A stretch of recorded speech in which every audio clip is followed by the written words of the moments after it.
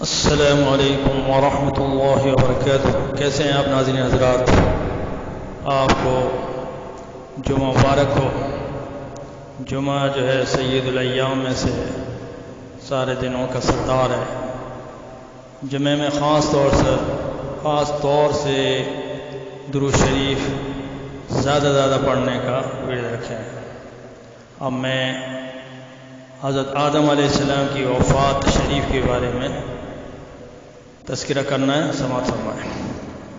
حضرت آدم علیہ السلام کی وفات شریف لکھا ہے کہ جب حضرت آدم علیہ السلام نے درخت کا پھل کھا لیا تو اللہ تعالیٰ نے فرمایا کہ اے آدم، تمہارے قصور کی سزا ہے کہ دنیا میں جاؤ اور محنت کر کے رزق حاصل کرو، وہاں تم کو اور تمہاری اولاد کو بلا محنت اور تکلیف اٹھائے رزق نہیں ملے گا۔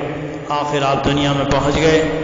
آپ نے اور حضرت حوا علیہ السلام نے اس دنیا کے جیل خانے میں ہر قسم کی تکلیفیں اٹھائیں اور اپنی زندگی کے دن گزارے۔ دنیا کے کام کاج کے طریقے حضرت جبریل علیہ السلام نے اللہ تعالیٰ کے حکم سے سب سکھائے۔ کھیتی کرنا، اناج بونا اور نکالنا، آٹا بنانا، پھر گوندنا، آگ جلانا، روٹی پکانا اور کھانا، پھر پیشاب پخانے کی حاجت ہونا اور اس کے قاعدے بتلانا اور اس کی بدبو سے آپ کو تکلیف ہونا، کپڑا تیار کرنا، پھر اس کو سی کر بدن ڈھانکنا، بھوک اور پیاس کی تکلیف اٹھانا وغیرہ۔ آخر اس غم بھرے اور جھوٹے گھر کے چھوڑنے کا وقت آ گیا۔ امام الانبیاء حضرت محمد مصطفیٰ صلی اللہ علیہ وسلم نے فرمایا کہ جب حضرت آدم علیہ السلام کی عمر آخر ہوئی تو اس وقت ان کی اولاد در اولاد سب ملا کر 40,000 آدمی ہو گئے تھے۔ پھر آپ نے بولنا کم کر دیا۔ آپ کی اولاد نے دریافت کیا کہ آپ نے بات چیت کرنی بالکل چھوڑ دی، کیا وجہ؟ فرمایا، بیٹو، میں ایک قصور کی وجہ سے جنت سے نکالا گیا جہاں ہر طرح کا آرام تھا، اور اس دنیا میں ڈالا گیا کہ اس میں راحت و آرام نہیں ملا۔ میری ساری عمر اسی کوشش میں گزری کہ کسی طرح پھر جنت میں چلا جاؤں۔ اب میرے رب نے میری مراد کو پورا کر دیا اور حکم فرمایا کہ بولنا کم کر دو اور ہماری یاد میں لگے رہو اور اپنے گھر جنت میں آ جاؤ۔ لکھا ہے کہ جمعے کے روز حضرت جبریل علیہ السلام کچھ فرشتوں کو لے کر آپ کے پاس آئے اور اللہ تعالیٰ کا سلام پہنچایا۔ اتنے میں حضرت اسرائیل علیہ السلام ملک الموت بھی آ گئے اور آواز دی، اور حضرت حوا ان کی آواز سے ڈر گئی اور آپ سے لپٹنے لگی۔ آپ نے فرمایا، اے حوا، جتنی تکلیفیں مجھ پر آئیں تمہاری وجہ سے آئیں، اب میرا آخری دم ہے، اس وقت تو ذرا الگ ہو جاؤ، میرے اور میرے رب کے درمیان رکاوٹ نہ ڈالو۔ اور یہ آواز ملک الموت کی ہے، اندر آنے دو، ڈرو مت۔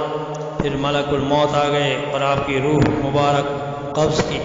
حضرت جبریل علیہ السلام نے آپ کے بیٹوں کو غسل کرنے کا طریقہ بتلایا اور آپ کو غسل دیا۔ بیری کے پتے پانی میں پکوا کر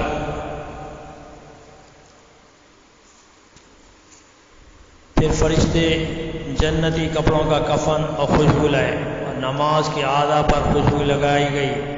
پھر آپ کے جنازے کو اٹھا کر کعبہ شریف لایا گیا۔ فرشتے مقتدی ہوئے، حضرت جبریل علیہ السلام امام بنے اور بلند آواز سے 4 تکبیریں کہہ کر نماز سے فارغ ہوئے، اور قبر میں بغلی بنوا کر اس میں آپ کو مدفون کر دیا۔ مسجد خیف اور منا کے درمیان آپ کی قبر شریف ہے۔ رنگ آپ کا گندمی اور قد 60 ہاتھ لمبا اور 7 ہاتھ چوڑا تھا۔ قد 60 ہاتھ لمبا اور 7 ہاتھ چوڑا تھا۔ آپ کی وفات کے بعد 1 سال زندہ رہ کر حضرت حوا علیہ السلام نے بھی اس دنیا فانی کو چھوڑی۔ حضرت حوا علیہ السلام نے بھی اس دنیا فانی کو چھوڑا۔ ان کی قبر شریف جدہ میں ہے۔ حضرت آدم علیہ السلام کی عمر شریف 1000 سال کی ہوئی۔ اللہ باقی من کل فان۔ اب میں سورہ المائدہ کا 7واں رکوع پڑھنے جا رہا ہوں، ترجمے کے ساتھ سماعت فرمائیں۔ اعوذ باللہ من الشیطان الرجیم، بسم اللہ الرحمن الرحیم۔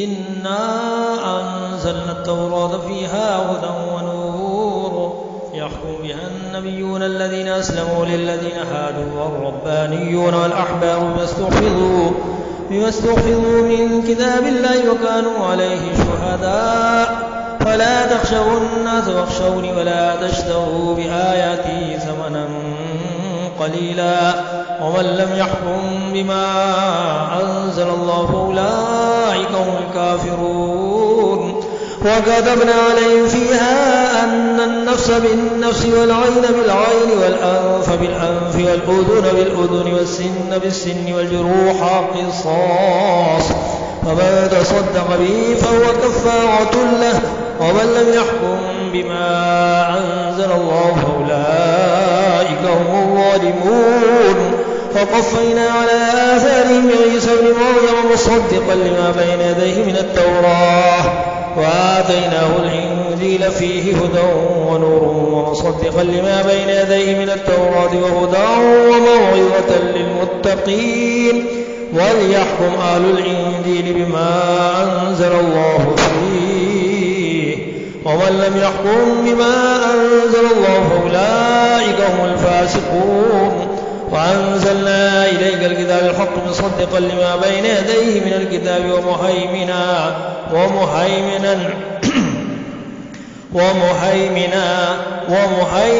عليه فاحكم بينهم بما أنزل الله ولا تتبع أهواءهم عما جاءك من الحق لكل جعلنا منكم شرعة ومنهاجا ولو شاء الله لجعلكم أمة واحدة ولكن ليبلوكم فيما آتاكم فاستبقوا الخيرات إلى الله مرجعكم جميعا فينبئكم بما كنتم فيه تختلفون وأن يحكم بينهم بما أنزل الله ولا تتبعوا أهواءهم واحذروا من يفتنوك عن بعض ما أنزل الله إليك فإن تولوا فاعلم أنما يريد الله أن يصيبهم ببعض ذنوبهم وإن كثيرا من الناس لفاسقون أفحكم الجاهلية يبغون ومن أحسن